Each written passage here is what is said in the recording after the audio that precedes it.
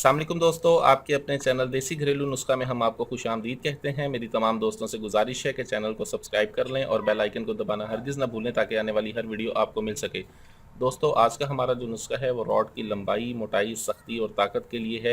ऐसे तमाम तर अफराद जिनके रॉड में लंबाई नहीं है, जिनके रॉड में कुजी आ चुकी है, जिनके रॉड सुस्त हो चुके हैं, रॉड में बिल्कुल बेजान नहीं रही, रॉड बिल्कुल बेजान हो चुके हैं, उन तमाम अफराद के लिए नुस्खा बहुत ज़बरदस्त है। इस नुस्खे में जिन चीज़ों का इस्तेमाल है, तमाम चीज़ें बहुत ज़्यादा आसानी से मिल जाने वाली हैं। कोई भी ऐसी चीज़ नहीं जो आपको मुश्किल से मिले, आप इसे घर पर बआसानी तैयार कर सकते हैं। रॉड की लंबाई, मोटाई, सख्ती के लिए बहुत ज़बरदस्त नुस्खा है। इसमें सबसे पहले जो चीज़ इस्तेमाल होगी वो है जायफल। जायफल का हम इसमें इस्तेमाल करेंगे 1 तोला। हमने इस्तेमाल करना है इसमें जायफल का बीज, इसके ऊपर के छिलके हम इस्तेमाल नहीं करेंगे, इसके अंदर का बीज हमें 1 तोला चाहिए होगा। दूसरी हमारे पास जो चीज़ है वो है पिपली।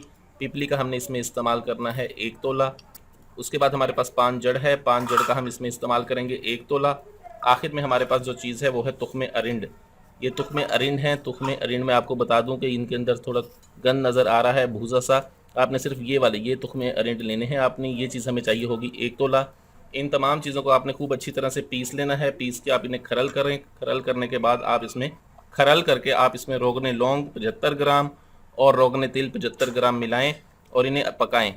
ठीक है, तमाम चीज़ों को रोगने लौंग और रोगने तिल में डालकर आप इसे कढ़ाई में डाल दें। कढ़ाई में डालने के बाद आप इसे कम से कम 1.5 घंटे तक पकाएं। 1.5 घंटे की पकाई के बाद ये आपका नुस्खा तैयार है। रोज़ाना 8 कतरे इसके इस्तेमाल करें, रॉड के ऊपर और साइडों पर इस्तेमाल करें और मालिश करें।